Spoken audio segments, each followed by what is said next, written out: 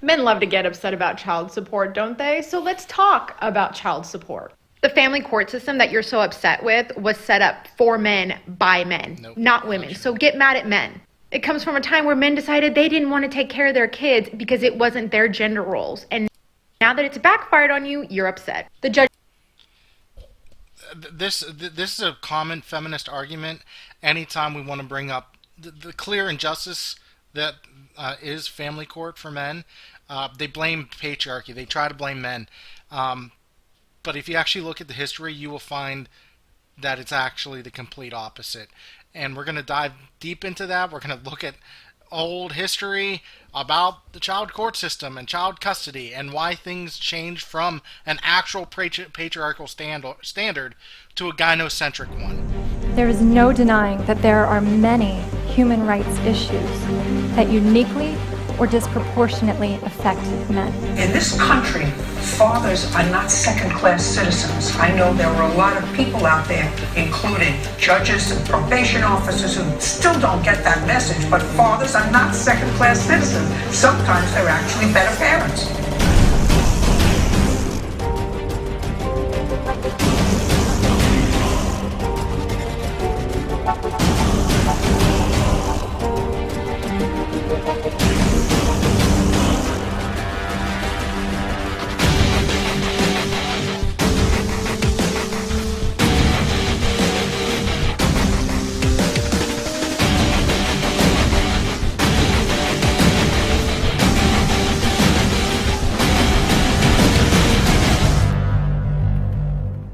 When men are married to women who scream like you, they just want to die sooner.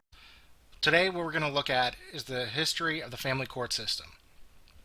Before we got to do that, we got to look at the definition of patriarchy. Okay, because this is an argument that always is brought up when you bring up men's issues, fathers' rights issues, anything, because extreme feminists and women want to always blame men for everything. So if men have a problem, it's patriarchy. If women have a problem, it's patriarchy. If men are successful in life, well, that's just because of patriarchy. And women who are successful in life somehow took advantage of the patriarchal systems and took it to her advantage. But everything is patriarchy's fault. So, but they're operating on a different definition than a historical definition of patriarchy. So let's look up the definition of patriarchy. I know this is kind of boring and dry, but you got to do it. This is according to Merriam-Webster Dictionary definition of patriarchy: social organization marked by the supremacy of the father in the clan or family, the legal dependence of wives and children, and the reckoning of descent and inheritance in the male line. Broadly controlled by men of a disproportionately large share of power. Definition 2 is society or institution organized according to the principles or practices of patriarchy. This is a definition that anthropologists and history teachers use because this describes most societies prior to the Enlightenment. My argument is that basically since the Enlightenment, basically since 1700 forward, patriarchy has been dismantled. That we do not live in any type of any recognizable patriarchy, and in fact our culture started to switch over because of the Enlightenment to be more gynocentric in these things. And actually the very first things that you saw change in law was divorce, what happened to women who got divorced, what happened to children after they got divorced, and things like that. See, according to this definition of patriarchy, you can easily see that men were heads of their family. They took care of the family by by their decisions, by what they did, and all that stuff. And it wasn't how it's portrayed as now, where men just didn't want to take care of their kids, didn't deal with their kids on a daily basis because they are out in their 9 to 5 job. this didn't happen. Largely most societies were agricultural, and fathers farmed or had their own little private little shops where the kids would always be. And so the fathers were always around, doing child rearing all the time. Granted, probably not as much as the mothers, especially at a young age, where you had to breastfeed in order to feed the child, those sort of things. But as the child grew up, fathers were instrumental in raising up a child. There wasn't a 9 to 5 type of thing for the fathers to be completely absent for most of the day. So that's a patriarchal standard. For divorce, men got everything. Women did not get alimony. They called it allowance back then. Men got the children all the time. All the time. Unless he's straight up abandoned the family and had nothing, didn't want to have anything to do with the family, or was seen to be completely unfit, or some of that standard. So it was the fathers who won, because that was a patriarchy. So when you had a divorce and divorce and separation of a marriage, the husband won everything, especially if he was the innocent party. If he wasn't the one, if he wasn't cheating, or if there wasn't a really grave sin in the marriage on his part, he would get the kids. He wouldn't have to give his wife alimony, all this stuff. But that started to change basically in the 1700s, and so we're gonna look on exactly what that is. So it's called The Crisis of Child Custody: A History of the Birth of Family Law in England. And you might be asking, well, Rocco, we live in America, or I live in America, I live in Canada, I live in Australia. I don't live in England. I don't care about what happened over in England. You got to understand that the American system and Canada, the American system at least, was based off the English system of law. And a lot of its law, even after we became our own country, migrated over here. And of course, Canada, Australia, and even Ireland. It's taken a whole bunch. They're still technically under the rule of the Queen. So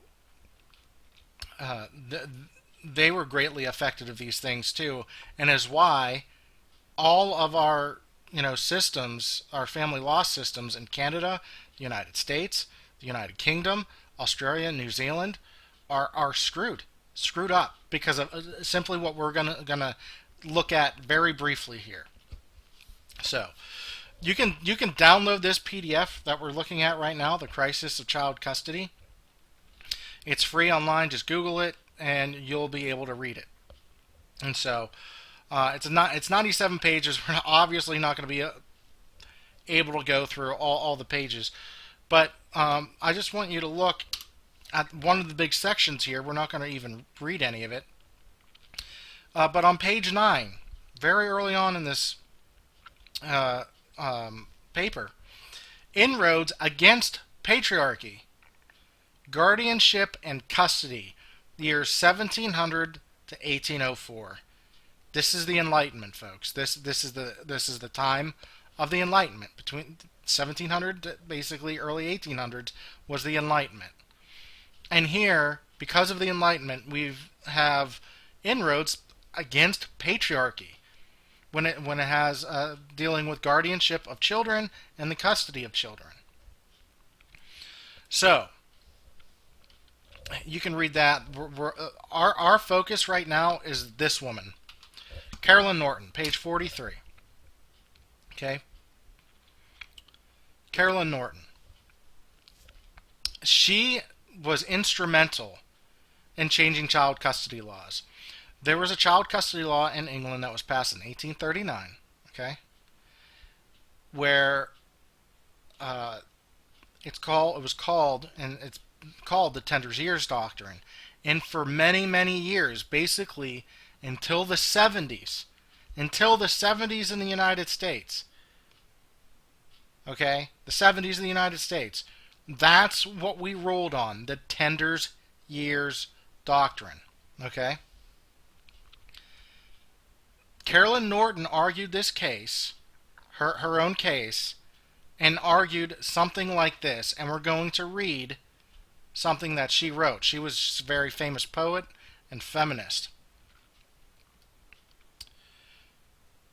If it be said, in the cases where a husband and wife separate, both parents being equally attached to the children, it would be an equal injustice to take them from the father's custody in order to place them in that of the mother. I answer that at the tender age of which alone I speak, they are not, and necessarily cannot be, in the custody of the father.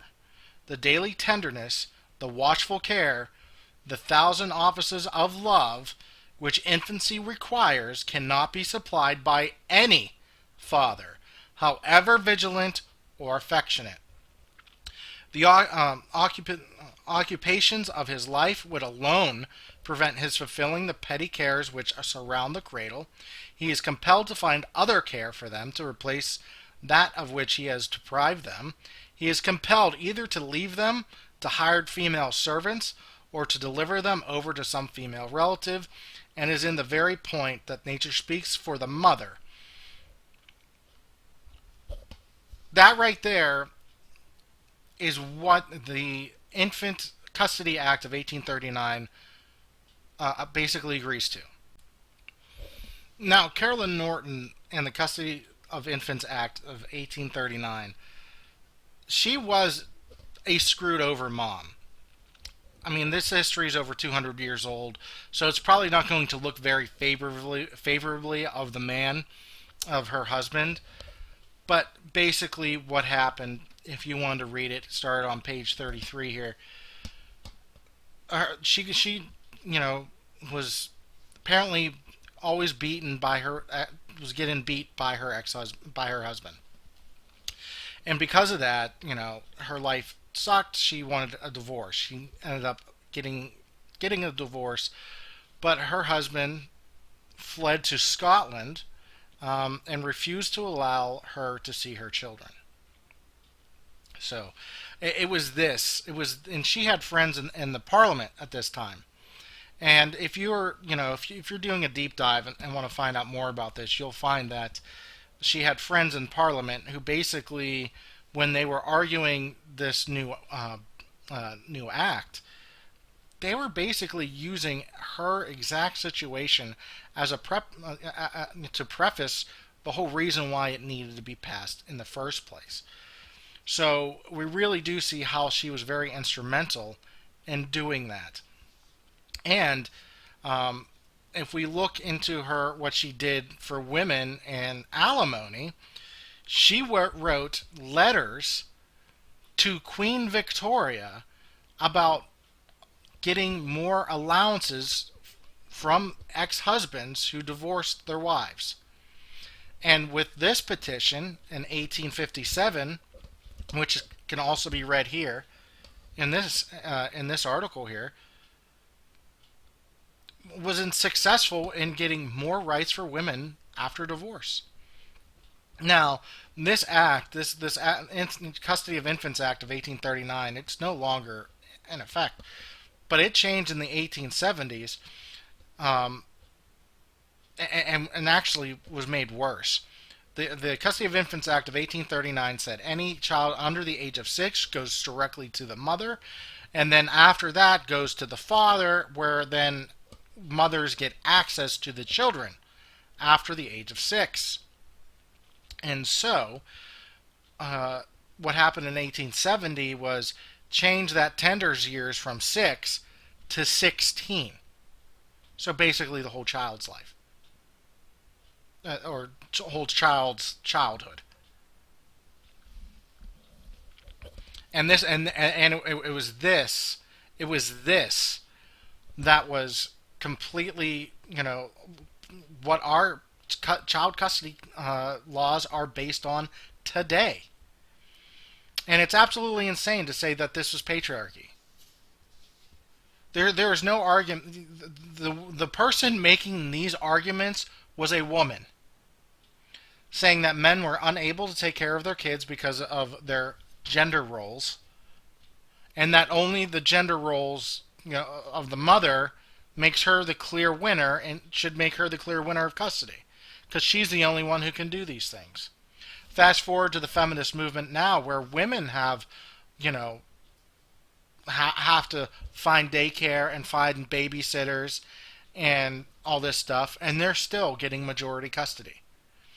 The same arguments Carolyn Norton used to go against fathers, while both mothers and fathers are doing pretty much the same thing now. Both parents are going to work 5 days a week, at least 40 hours a week. Both parents have to do that to make it.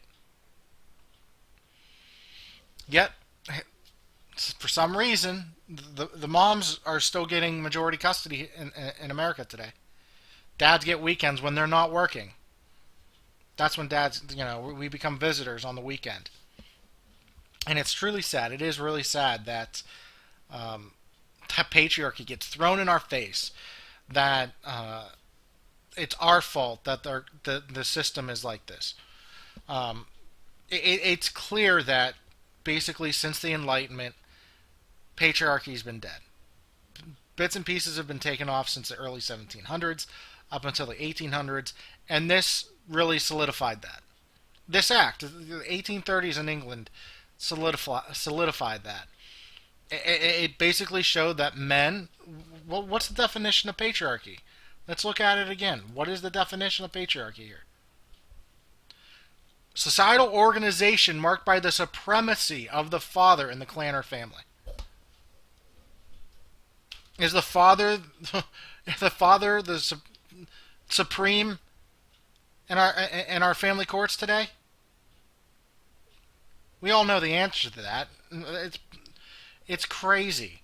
And Carolyn Norton was arguing that women were superior when it came to raising children. They had way more love for their children than fathers did.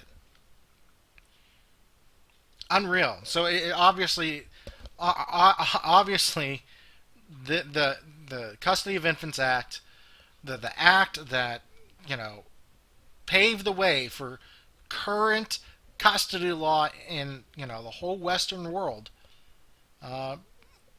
did away with patriarchy. But these idiot women on TikTok, these idiot women on social media, and these feminists want to hide this history, really, or not bring it up at least. They just want to say, men are the one who want to keep the gender roles going, and family courts are only abiding by gender roles, which were argued by men. You didn't see men arguing for this. Carolyn Norton used her friendships in Parliament her friendships in Parliament to get this act passed, and we really see more of a gynocentric Parliament here, wanting to do not what's in the best for the child, not what's best for society as a whole, and doing what's in best interest of the mother. And a lot of judges still believe this. They think this way. They think it's traditional type of thinking. It's not. It's definitely not a patriarchal way of thinking. The father's supreme in patriarchy. The father's supreme. Controlled by men of the disproportionality and the large share of power. That's not family court. So when these idiot feminists, idiot women want to say that it's because of patriarchy, that the family courts are the way that they are, and then us men need to just shut up. Give them a quick history lesson about who Carolyn Norton is, what she argued. If you have time, read that whole article. I will paste it here on this channel. so you can click on it. But yeah, it's amazing to me. It's amazing to me that this stuff wasn't hard to find. I did it in half hour. It took me half an hour to find all this stuff. So it's just ignorant people that want to blame everything on men. Everything. And of course, this woman isn't going to. Women like this who argue like this aren't going to push for fathers' rights. They're not going to. When alimony gets challenged in a bill, stop paying a lifetime alimony. Let it be just 5 years or 10 years max. She'll be in the first. Be like, that's terrible. That's terrible. And when there's a bill for 50-50 custody, being the presumption, being presumpted in a state, she's going to be with the National Organization of Women, the biggest feminist organization there is, protesting that it doesn't get passed, like they did in Florida in 2016. Biggest feminist organization, always. Anytime 50-50 bill of presumption is brought up in any state, they're fighting against it. With money, with testifying against it, and threatening people, politicians, that if they vote for it, they will put out ads saying they hate women because he or she just signed a bill that would allow abusive men to have custody of their children, because that's how they'll spin it. Because that is something that they try to argue. That if we allow 50-50 custody as a presumption, it will only allow abusive men to have custody of their kids. That's what they say. That's their arguments. So, but this is the world we live in, and it's absolutely insane that patriarchy gets blamed for it. We haven't been a patriarchy for over 300 years, and at least not the West. The West has not been a patriarchy for the last 300 years. We live in a gynocentric culture where women's wants, needs, and desires are put above all else. That is so apparent in the family court system. It's apparent in pretty much every system that we have at this point. But those are different videos for a different day. So I appreciate you guys listening to me rant about this. I hope you guys learned something. I was told that some of my TikTok followers wanted me to dive a little bit deeper into this, and so I did, and I gave you the materials to do your own homework on your own time. So with that, I bid you farewell. I appreciate you stopping by my channel. Please like, subscribe. I need more subscribers, guys, and share. So until next time, fellas, we'll see you around.